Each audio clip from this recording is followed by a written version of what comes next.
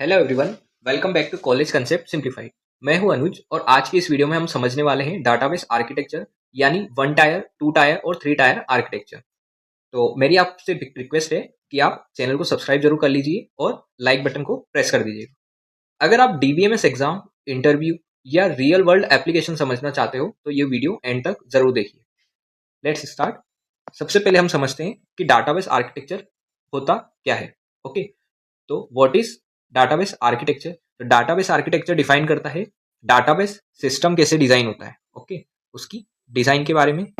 Next, data कैसे store होता है, उसकी स्टोरेज। ओके, डाटा कैसे स्टोर होता है और डाटा कैसे एक्सेस करता है और सिस्टम के कंपोनेंट्स कैसे इंटरेक्ट करते हैं। तो सिंपल वर्ड्स में बोलें तो डाटा कहाँ है, डाटा कैसे एक्सेस होगा और कौन उसको हैंडल करेगा, ये सब आर्किटेक्चर डिसाइड करता है। ओके, जैसे एग्जाम्पल में देखते हैं कि कोई ऑनलाइन शॉपिंग वेबसाइट है, जैसे अमेजोन हो गई, फ्लिपकार्ट हो गया, कोई भी अलीबाबा। ओके, कोई सी भी वेबसाइट है तो उसका जो यूजर इंटरफेस होगा, ओके, उस वेबसाइट का, मोबाइल फेस का, तो वो आपको शो होगा। ठीक है, लेकिन उसके लॉजिक जो होगा, उसका बैकएंड सर्वर जो होगा, ठीक है, तो बैकएंड सर्वर जो होगा उसका वो लॉजिक होगा जो आपको उसमें दिखाई नहीं देगा। आपको सिर्फ उसका यूजर इंटरफेस दिखेगा जो वो वेबसाइट है या कोई मोबाइल ऐप है। ओके, और डाटा जो होगा, डाटा क्या होगा कि उस प्रोडक्ट के बारे में, जो भी प्रोडक्ट आपने सर्च करा या जो भी प्रोडक्ट आपको शो हो रहे हैं, ठीक है, वो सारा डाटा उस यूजर के डाटाबेस में होगा कि आपने जो भी परचेस करी है पास्ट में, जो भी आपका सर्च हिस्ट्री है वगैरह सब। ठीक है, और जो डाटाबेस आर्किटेक्चर है ये सेंट्रलाइज होता है, मतलब data stored at a single location. Data जो है वो एक ही जगह पर स्टोर होता है। और क्लाइंट सर्वर आरडीबी में, और पैरेलल मतलब using multiple processors and disk currently to execute operation. Okay, बहुत सारे प्रोसेसर्स और डिस्क एक साथ काम करते हैं किसी वर्क को आउटपुट देने के लिए। ठीक है, और डिस्ट्रीब्यूटेड से रिलेट मतलब है कि data distributed across multiple location. Data जो है वो अलग अलग लोकेशंस पर डिस्ट्रीब्यूट होता है। और क्लाउड क्या होता है कि database hosted on cloud.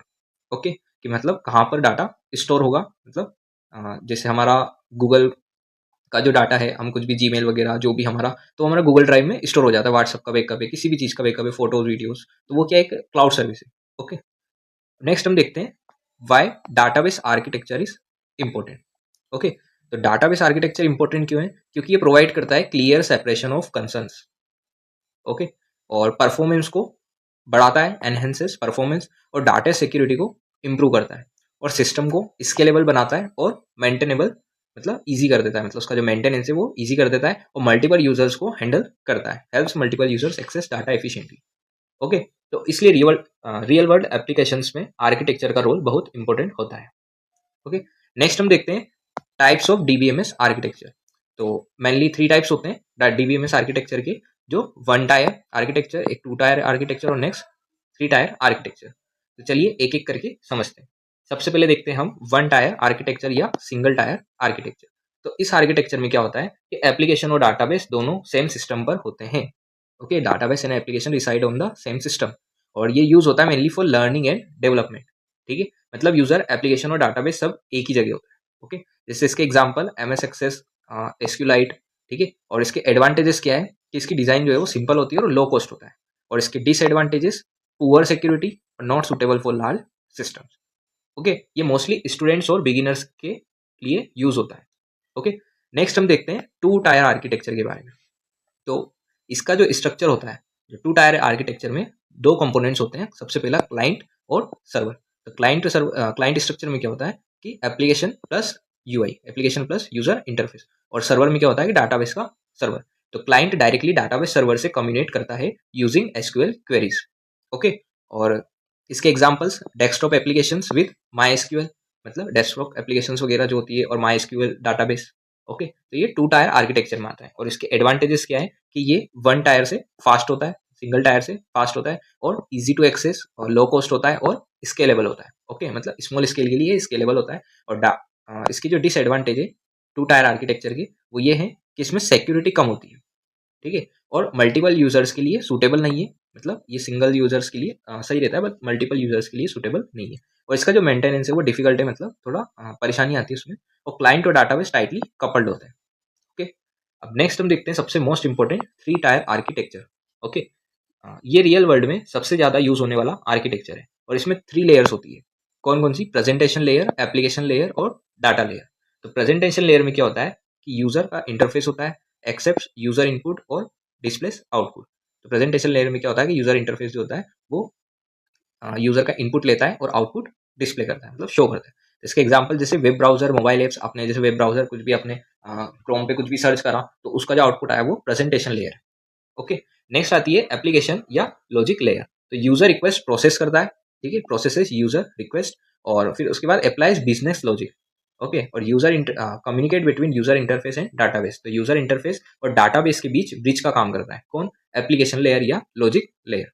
Okay, जैसे इसके एग्जांपल जावा, पाइथन, नोड जेएस, बैकएंड, ठीक है, ये सब इसके एग्जांपल्स हैं। और नेक्स्ट लेयर देखते हैं, जो लास्ट लेयर है वो कौन सी है? Data layer. ओके, तो डाटा लेयर में क्या होता है कि स्टोर्स एक्चुअल डाटा, जो एक्चुअल डाटा होता है उसको स्टोर करता है और डाटाबेस ऑपरेशंस हैंडल होते हैं, ठीक है, यहीं पर डाटाबेस ऑपरेशन हैंडल होते हैं। और इसके एग्जांपल्स माई एसक्यूएल, ऑरेकल और पोस्टग्रे एसक्यूएल, ठीक है। एसक्यूएल जो जैसे पाइथन की हम प्रैक्टिस करते हैं वीएस कोड में, तो वैसे ही एसक्यूएल जो है ये हम इसको पोस्टग्रे एसक्यूएल में प्रैक्टिस करते हैं, ठीक है, माई एसक्यूएल वगैरह इनमें। तो मैंने अभी तक जो यूज़ किया है वो पोस्टग्रे एसक्यूएल ही यूज़ किया है, ठीक है, और बाकी और भी ट्राई किए थे बट मुझे पोस्टग्रे एसक्यूएल सही लगा। ओके, नेक्स्ट हम देखते हैं इसके एडवांटेजेस। तो एडवांटेजेस क्या है थ्री टायर आर्किटेक्चर की? इसमें स्केलेबिलिटी जो है वो अच्छी होती है, ठीक है, बेटर स्केलेबिलिटी, और इसमें जो डाटा इंटीग्रिटी होती है, ठीक है, और सिक्योरिटी जो है इसमें हाई सिक्योरिटी होती है, और मेंटेनेंस जो है वो इसका ईजी होता है, ठीक है, और ये रियल वर्ल्ड फ्रेंडली होता है। और इसके डिसएडवांटेजेस क्या है? इसमें डिज़ाइन जो है वो कॉम्प्लेक्स होती है, ठीक है, इसकी डिज़ाइन है वो कॉम्प्लेक्स होती है और इसकी कॉस्ट ज़्यादा होती है, लेकिन और इसका रेस्पॉन्स टाइम जो है वो थोड़ा स्लो होता है, ठीक है, कभी कभी स्लो हो जाता है बट मोस्टली ऐसा नहीं होता है, पर इसका ये डिसएडवांटेज है, ठीक है। अब नेक्स्ट हम देखते हैं three schema architecture. Okay, internals of DBMS. तो डीबीएमएस इंटरनली फॉलो करता है थ्री स्कीमा आर्किटेक्चर।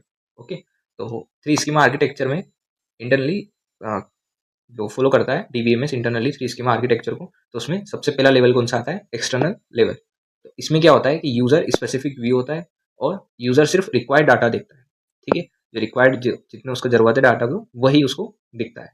और इसका एग्जाम्पल जैसे student sees only student table, student है तो उसको सिर्फ स्टूडेंट टेबल दिखेगी, ठीक है। नेक्स्ट देखते हैं कंसेप्चुअल लेवल। तो कंसेप्चुअल लेवल में क्या होता है कि logical structure of the database, database का लॉजिकल स्ट्रक्चर होता है और इसमें ये टेबल की फॉर्म में डिफाइन होता है, ठीक है, टेबल्स की फॉर्म में और रिलेशनशिप्स, कॉन्स्टेंट्स, ठीक है, जैसे एग्जांपल ईआर डायग्राम जो हमने पिछली वीडियोस में देखा था ईआर डायग्राम के बारे में, कि वो टेबल्स की फॉर्म में डाटा स्टोर होता है। और लास्ट लेवल है इंटरनल लेवल। तो इसमें क्या होता है कि फिजिकल स्टोरेज होता है डाटा का, और इसमें इंडेक्सिंग होती है, फाइल ऑर्गेनाइजेशन होता है, ठीक है, ये physical storage of data internal level होता है, ठीक है। और इसका एग्जाम्पल जैसे जो डाटा स्टोर होता है डिस्क बॉक्स में वो, ठीक है, तो इसका एग्जाम्पल, इससे डाटा इंडिपेंडेंस अचीव होती है, ठीक है, इंटरनल लेवल से क्या होती है कि डाटा इंडिपेंडेंस अचीव होती है। तो हमने क्या क्या पढ़ा? एक तो डाटाबेस आर्किटेक्चर सिस्टम, ठीक है, और वन टायर, टू टायर और थ्री टायर, ठीक है। नेक्स्ट हम देखते हैं डाटाबेस यूजर्स एंड एडमिनिस्ट्रेटर्स, ठीक है। तो डाटाबेस यूजर्स क्या होते हैं? जो नए यूजर्स होते हैं, टेलर्स, एजेंट्स, वेब यूजर्स, जैसे कि मैं आप हो गए, ठीक है। तो ये कुछ भी एप्लीकेशन कुछ भी जैसे गूगल पे सर्च किया, ठीक है, तो गूगल ने उसका डाटाबेस से फेच किया डाटा और फिर आपको आउटपुट दिया, ठीक है। और जैसे एप्लीकेशन प्रोग्रामर्स हो गए तो उन्होंने कुछ कोड लिखा कोई, मतलब प्रोग्रामिंग लैंग्वेज में कोई सी भी, ठीक है, तो उस एप्लीकेशन में जो प्रोग्राम था उसको रन किया, डाटाबेस से डाटा लिया और फिर आपको आउटपुट दिया, ठीक है। तो वैसे ये सब अलग अलग लेवल पे प्रोग्राम्स रन होते हैं, और अलग अलग लेवल पे जैसे ये यूजर्स होते हैं, जैसे कि आप हो गए, मैं हो गया, ठीक है, और जो कुछ जो प्रोग्रामर होते हैं वो उनका एप्लीकेशन प्रोग्रामर्स वाला लेवल, एक सोफिस्टिकेटेड यूजर्स जो एनालिस्ट होते हैं, ठीक है, और डाटाबेस एडमिनिस्ट्रेटर्स, ठीक है। तो ये कुछ क्वेरी टूल्स यूज करते हैं जो एनालिस्ट होते हैं, और एडमिनिस्ट्रेशन टूल्स वो डाटाबेस एडमिनिस्ट्रेटर यूज करते हैं। ओके, तो हमने क्या क्या पढ़ा? डाटाबेस आर्किटेक्चर जो डिफाइन करता है सिस्टम स्ट्रक्चर, ठीक है, और थ्री टायर आर्किटेक्चर के बारे में जो सबसे ज़्यादा वाइडली यूज होता है, और वन टायर और टू टायर, ठीक है। और टू टायर जो है वो स्मॉल एप्लीकेशंस के लिए यूज होता है, वन टायर जो है वो लर्निंग के लिए यूज होता है, ठीक है, और three schema architecture data independence provide करता है। ओके, अगर आपको ये वीडियो हेल्पफुल लगा हो तो लाइक, शेयर और सब्सक्राइब जरूर करें। नेक्स्ट वीडियो में हम नेक्स्ट टॉपिक के बारे में देखेंगे। Okay, till then keep learning with college concept simplify. Okay.